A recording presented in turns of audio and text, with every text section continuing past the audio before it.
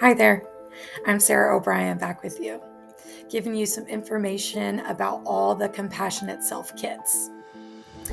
Next up, Boundary Setting Kit. This kit is great if you feel just really stuck trying to figure out how to communicate your boundaries or even know what those are for yourself. Included in this kit is a boundary setting tip handout that includes a bunch of information on why we should set boundaries and what happens to us if we don't, as well as some self-guided and some therapist-guided tools for setting boundaries.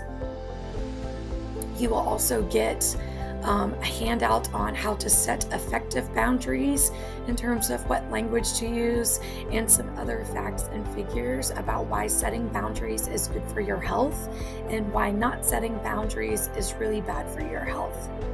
You will also learn about the 6 different types of boundaries and get some affirmations and encouragement for setting those boundaries.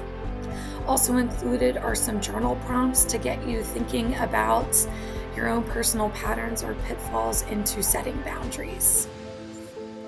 This kit is a great intro into getting your feet wet with setting more appropriate boundaries so that you feel comfortable in your relationships. Check it out today. Thanks.